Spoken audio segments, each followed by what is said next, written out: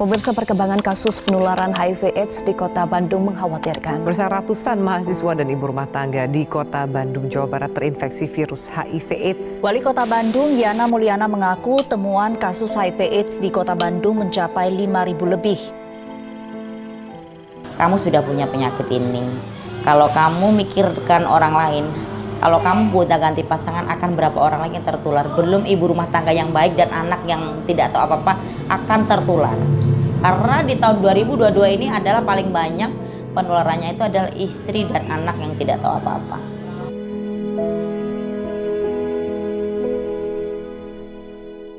Kita peduli dengan anak ini karena panggilan itu karena mereka ini kan dianggap orang ini sampah. Dianggap orang ini adalah Diana, apa sih mereka ini, kenapa sih mau? Kita mah terdorongnya adalah siapapun apapun kalian, tapi kalian layak sehat, itu yang utama. Karena hak sehat itu untuk semua umat, untuk semua orang. Jadi mereka juga berhak sehat kan. Sekarang kita menghitung aja, satu lokalisasi ada 2 yang kena HIV, 1 orang kena HIV. Tamunya dalam 1 malam dia 5 orang. Sudah otomatis dong dia suatu saat akan tertular. Dan si 5 orang tamu ini pindah lagi ke tempat lain. Ya nggak? Dia otomatis akan tertular dong si cewek ini. Cewek yang ke nomor 2 ini, cowok nomor 2 ini besok lagi dapat tamu orang yang beda lagi. Terus kapan akan mata rantai akan terputus?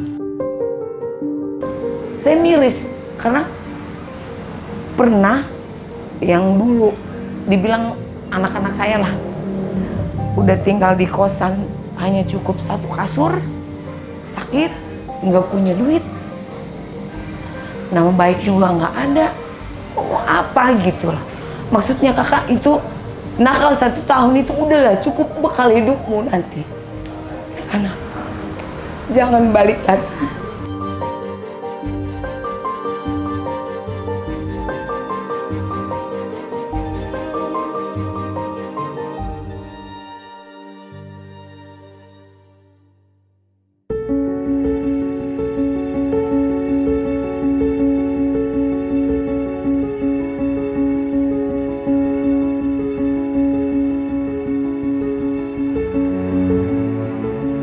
Oh iya, assalamualaikum warahmatullahi wabarakatuh. Saya Bu Eka, biasa dipanggil Bunda Eka untuk anak-anak komunitas WPS atau PS atau komunitas yang lainnya. Saya selain jadi sebenarnya saya basicnya kader, tapi kebetulan ada suatu lembaga yang mempercayai saya menjadi PL, petugas lapangan, terutama pendamping untuk teman-teman PS kerja sek di Kabupaten Bogor. Kebetulan saya ngambilnya ke wilayah timur. Timur itu ada 13 puskesmas, 7 kecamatan.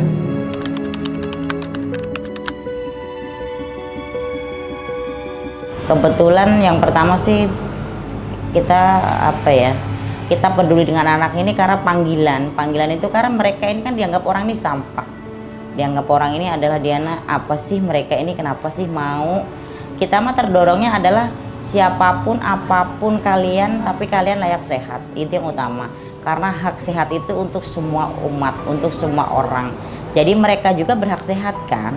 Jadi kita awalnya mendorong mereka itu untuk sehat karena secara mereka itu kan beresiko bergonta-ganti pasangan, dia kemana dengan siapa, dia kan nggak tahu. Dan orang-orang awam tuh nggak paham apa sih yang akan tertular dari orang itu. Terus aku sakit sering seperti ini, aku sakit apa sih, kan mereka nggak pernah tahu.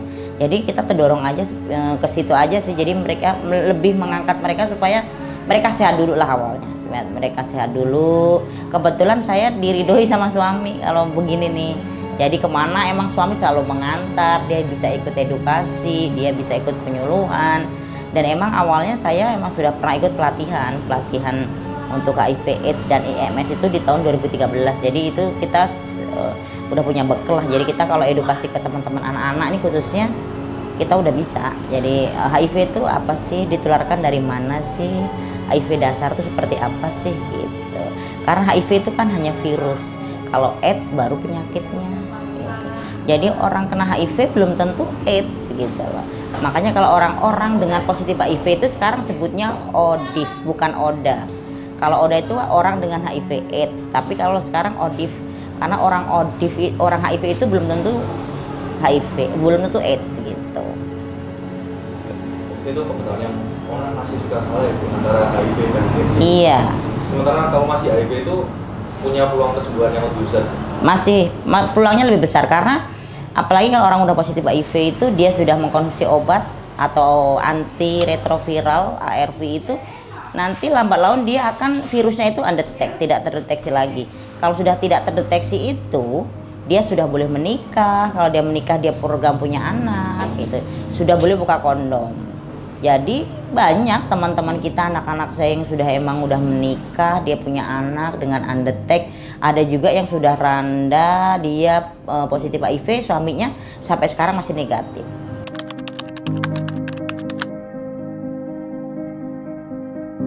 Oh, banyak sekali rintangan itu karena tidak gampang ya kita masuk suatu lokalisasi atau tempat-tempat anak-anak LSL komunitas itu sangat sulit. Saya di tahun 2011 itu saya sudah mulai itu jadi kader itu sama puskesmas diajak nih, Boy yuk kita ikut yuk mobile VCT itu pengambilan darah untuk HIV/AIDS. Waktu itu kita sering di posyandu, awal di posyandu dengan orang-orang ibu rumah tangga biasa. Ternyata sudah mulai mengenal orang-orang tokoh kunci di suatu tempat itu saya sudah megang. Saya tuh baru tuh ke sana, tapi nggak segampang itu karena pernah saya juga kejadian jam 2 malam saya mau digorokan. Karena itu koordinator suatu wilayah lokalisasi itu dia nggak terima. Kami datang dengan bawa tim, dengan bawa jarum suntik, kita dengan edukasi. Kan dia emang takutnya privasi mereka nggak terjamin itu. Terus ada suatu kasus juga karena orang dinas itu kan dia nggak tahu alur, dia bukan orang lapangan, jadi dia enak aja sebut oh di suatu lokasi ini ada yang positif HIV sekian orang. Nah dari situ saya nggak dipercaya lagi sama koordinator pernah. Belum lagi kalau kita ke lapangan rintangannya itu biasanya kalau kita mau edukasi aja nih datang ke lapangan itu yang punya kontrakan atau yang punya mami atau segala macam itu dia emang ngelarang kita masuk kalau yang belum akrab. Tapi dengan cara kita sendiri ya seperti yang gini lah, kita lebih bisa belajar jadi orang tua, bisa lebih jadi seperti nakes bisa, teman bisa. Jadi kita harus multifungsi, multi talent lah, kita harus bisa lah. Jadi bicara bisa masuk ke mereka. Kalau kita udah masuk megang toko kunci mah udah kita datang juga udah tinggal tojosin tuh anak-anak, periksain tuh anak-anak gitu.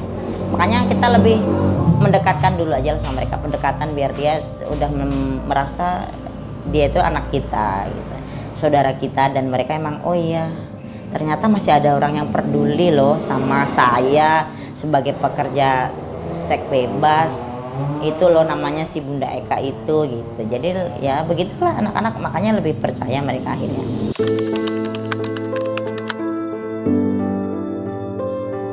Ya biasanya sih emang kita mah sebenarnya bukan lebih ke galak ya, menegaskan bahwa ini loh penyakit kalian gitu. Jadi kan kadang emang mereka nggak ada yang tahu.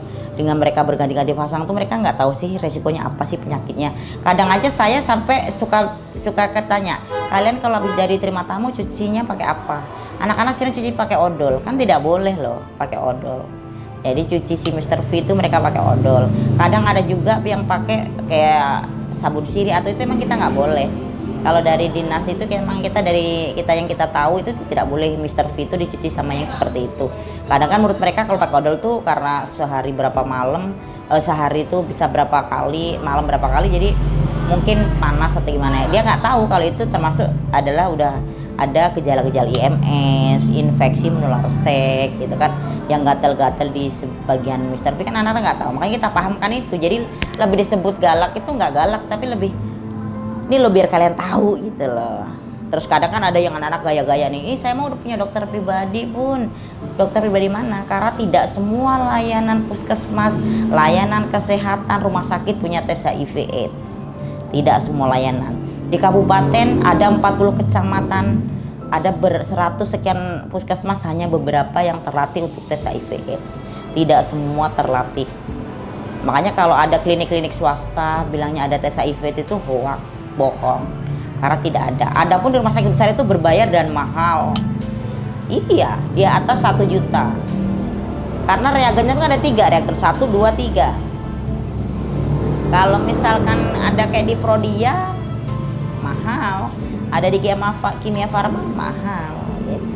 Kadang-kadang ada yang anak nggak ngerti. Aku mah udah bu, aku udah dites, aku udah medical check up. Medical check up Indonesia itu tidak ada tes HIV. Hanya diprioritaskan adalah paru-paru. Makanya anak didik saya ya sudah positif HIV mau berangkat ke Malaysia, lolos dari medical check up Indonesia. Setelah sampai di Malaysia dipulangkan karena sudah ada data di situ positif HIV. Karena di Indonesia tidak terdeteksi karena tidak ada medical check up Indonesia itu HIV/AIDS. Perusahaan besar Astra kita sebut apa? Udah medical check up pun aku udah selengkap, nggak ada tes HIV-nya. Makanya harusnya tes HIV ini disamaratakan perusahaan besar, PNS di suatu lembaga pemerintahan itu semua harus tes HIV. Harusnya donor darah sering, tapi kan belum tentu dia tidak positif HIV. Sedangkan HIV ditularkan paling utama dari darah. Donor darah itu emang kita di screening, belum tentu kan? Iya dong, makanya kalau yang orang di transfusi itu ya maaf belum tentu. Karena sekarang juga banyak ASN yang sudah positif, apalagi yang emang doyannya jajan ya enggak? Seperti itu. Edukasi yang diberikan itu adalah pengetahuan tentang seks yang Iya, beresiko iya. tentang penyakit HIV/AIDS. Iya.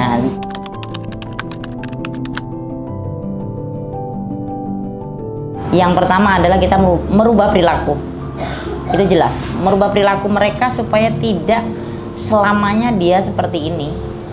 Kita ambil contoh tadi si bocah tadi, si Neng tadi. Kan dia dengan air matanya dia menceritakan bahwa dia harus melayani tamu dengan orang yang berbeda, dengan sakit hatinya, dengan kagetnya dia demi ekonomi. Itu yang jelas kita akan berusaha merubah perilaku mereka secara perlahan. Emang tidak gampang. Kenapa kita merubah perilaku? Ya karena emang harus tidak begitu pekerjaan mereka. Cuman yang disayangkan adalah di sini pemerintah tidak ada yang menengok mereka. Misal pun ada pemberdayaan itu paling hanya pelatihan, dikasih uang yang nggak cukup dan mereka balik lagi ke asalnya. Suka ada sesekali dinas sosial atau apa itu memberi uang untuk usaha, tapi namanya anak biasa uang banyak kan tidak terbiasa. Yang pertama itu adalah merubah perilaku. Yang kedua itu kita mau memutuskan mata rantai HIV/AIDS di Kabupaten Bogor khususnya. Karena sekarang kita menghitung aja, satu lokalisasi ada 2 yang kena HIV, 1 orang kena HIV, tamunya dalam 1 malam dia 5 orang, sudah otomatis dong dia suatu saat akan tertular. Dan si 5 orang tamu ini pindah lagi ke tempat lain, ya nggak? Dia otomatis akan tertular dong si cewek ini, cewek yang ke nomor 2 ini, cowok nomor 2 ini besok lagi dapat tamu orang yang beda lagi. Terus kapan akan mata rantai akan terputus? Kalau mereka tidak kita pahamkan, ini loh HIV, ayolah kalian pakai pengaman, ayolah pakai pengaman. Sekarang kita selalu tegaskan, bukan kita melegalkan, bukan kita mengiyakan pemerintah memberi kondom, tapi minimal dengan yang namanya pengaman itu mereka bisa mengurangi angka tertularnya si virus HIV, ya enggak? Karena HIV itu tidak bisa dilihat dari fisik, guys. HIV itu orang gemuk, orang kurus, orang apa belum tentu. Karena HIV tidak bisa dilihat dari fisik, tidak bisa dilihat dari fisik. Iya, karena kalau kita tidak dites nggak tahu. Kalau dia bilang, aku mau udah dites, tes apa dong? Tanya dites darah apa dong gitu. Itu jadi yang pertama merubah perilaku, yang keduanya itu memutus mata rantainya.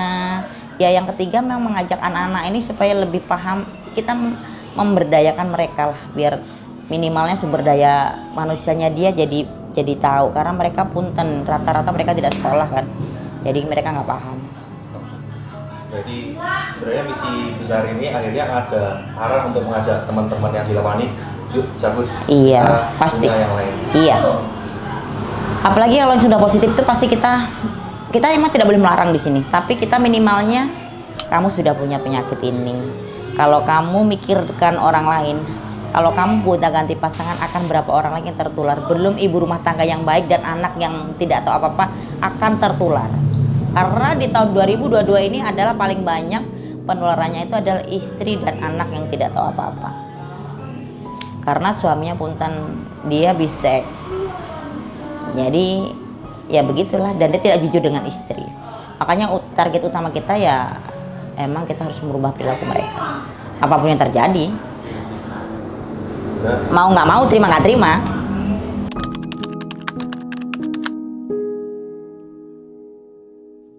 Ada beberapa yang peduli. Kita ambil contoh kayak yang di sini tuh peduli. Karena apa ya? Mereka tidak semata-mata cuma cari uang aja ya. Siapa sih yang nggak butuh uang ya? Tapi ya kalau model koordinator di lapangan, itu namanya itu kayak tender di kafe. Itu ya dia nggak peduli, yang penting dapat duit kan mereka. Ada beberapa yang peduli, ada yang beberapa tidak. Kalau anak di daerah sini, khususnya kalau daerah panti-panti pijat itu semua aman. Mamahnya, mamihnya baik, dan mereka selalu pakai pengaman. Semua kalau misalkan minta pengaman, minta apa, berobat apa, pasti dia ngebel. Di sini semua kenal saya, nggak ada yang nggak kenal. Karena kita sudah deket sama mereka, dan kita kayak anak-anak ini nganggap kita keluarga. Kadang Irgi anak udah main si ayah, kita biasa aja, kita ajak main mereka. Kalau dia mau main, punya duit tinggal deh kita main yuk bareng, kita ke pantai, kita apa. Seperti itu kami. Akhirnya ini bukan semata pekerjaan, cuma menambah keluarga. Iya, menambah keluarga. Jadi anak jadi tahu ilmunya. Oh ini toh yang ibu kerjakan setiap hari di lapangan. Oh ayah yang suka nganter malam-malamnya begini. Jadi anak itu juga tahu. Makanya kalau anak saya yang cewek yang di pesantren bilangnya, anaknya ibu cuma 2, tapi anaknya bunda banyak. Anak saya yang cewek seperti itu.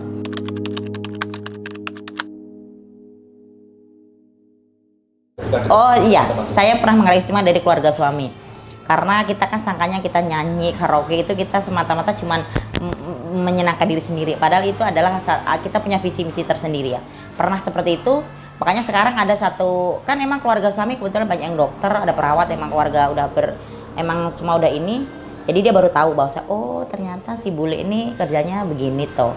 Oh bahkan orang sana ada yang manggil suka, oh itu dong bu dokter Cilengsi katanya gitu. Kayak kan suka, emang kita basicnya bukan apa ya, bukan sok tahu, tapi karena sering dilatih dan kita paham dan sering berkomunikasi dengan masyarakat, sering edukasi dengan masyarakat, jadi udah ngelotok aja di sini. Obat apa, bagaimana, harus seperti apa gitu.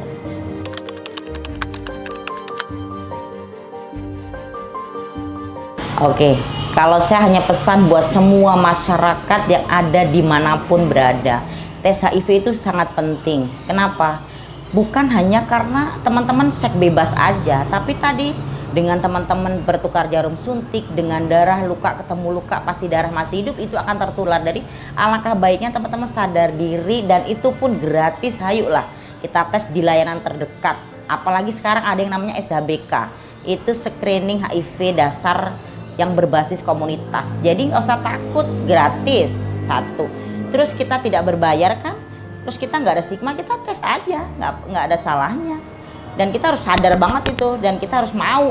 Saya sendiri aja, si ayah aja dites. Karena apa ya? Kadang kan jangan begitu, nanti kamu tertular, karena dia nggak tahu pemahaman menularkannya.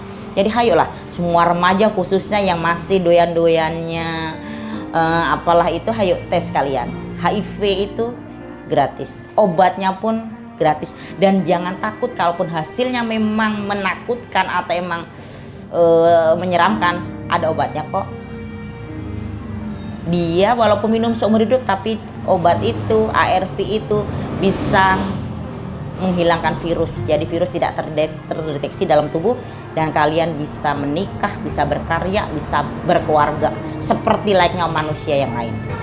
Mungkin salah satunya kalau kita tes HIV lebih awal itu mereka takut privasi ya, karena dia oh ternyata mereka pekerja seks, atau oh karena mereka seks bebas, atau mereka emang sudah tidak terkontrol untuk seksnya. Mungkin seperti itu sih kalau yang masih takut dengan tes HIV. Tapi alangkah baiknya jangan takut, kayak hello kalian jangan takut, ayolah ke puskesmas mana, semua kita berjejaring se-Indonesia. Kita berjejaring se-Indonesia. HIV AIDS itu berjejaring se-Indonesia. Jangan takut, dimanapun pasti ada. Berjejaring, karena kita HIV AIDS itu berjejaring. Sudah, misalkan ada orang kabur dari sini positif, dia kabur ke daerah Sukabumi, kita tinggal cek aja. Alamatnya di sini, tolong dicek ini. Pasti akan terciduk lagi sama kita. Tapi sebenarnya nggak harus kabur ya, Bu? nggak harus kabur sebenarnya, tapi kan biasanya takut karena sudah takut hasil, udah tahu status, mengaburkan diri dia. Tapi akan ketembak lagi sama kita karena kita berjejaring se-Indonesia. Jangan khawatir itu.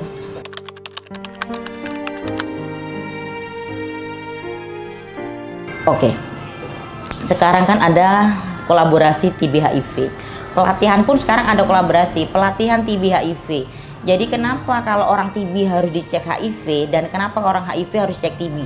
Karena mereka berkolaborasi. Orang yang positif HIV itu biasanya kan memang tidak bergejala. Gejala ringannya sih ada sih. Sering sakit kepala, sariawan berkepanjangan, sudah mulai ada jamur-jamur dalam tubuhnya. Misalkan kayak gatal-gatal, sebut aja kita buduk. Tapi kalau TBC kan biasanya batuk lebih dari 100 hari, terus dia emang ya pasti dicek dahak. Nah makanya sekarang kalau orang sudah batuk berkepanjangan, terus dia emang dahaknya nggak bisa keluar, alangkah baiknya dia TCM ke puskesmas. Dan nanti di situ kalau emang udah positif 6 bulan tidak sembuh, 9 bulan tidak sembuh, 12 bulan. Kalau sudah itu emang sudah positif, minum obat sudah selesai, nanti per 6 bulan tetap dicek HIV. Periodenya cek HIV itu per 3 bulan karena periode jendelanya masuk si virus ke tubuh manusia itu 3 bulan sekali. Kalau TBC itu kan ditularkan dari udara, dari teman-teman. Alangkah baiknya kalau emang punya teman punya TBC atau paru, jadi pakai masker, makan 1 piring, 1 sendok, 1 tidak boleh. Tapi setelah ada kolaborasi itu ada kemungkinan tertular ya? Iya pasti akan tertular. Kan dia ya dalam virus dalam tubuh manusianya itu, karena dia kan di virus HIV sama menggerogoti tubuh manusia.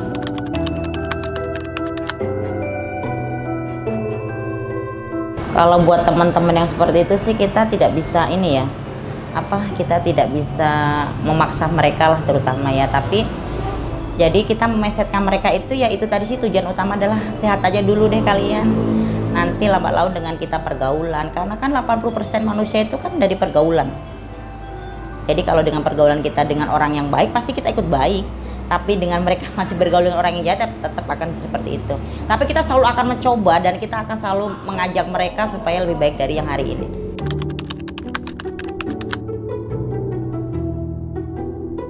Ya kita sedih melihat mereka.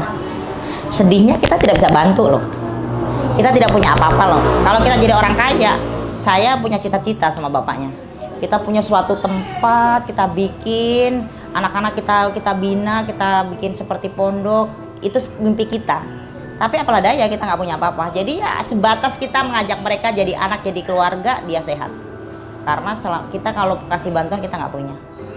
Kita belum mampu. Tapi insya Allah punya cita-cita seperti itu. Anak-anak kita taruh di suatu komunitas, kita taruh di suatu tempat. Ada mesin jahit, ada tukang kue, ada tukang roti, ada tukang apa. Mereka berkarya.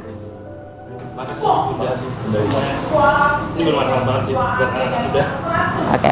Semoga terkabul ya cita-cita. Amin. Makasih Bunda. Oke.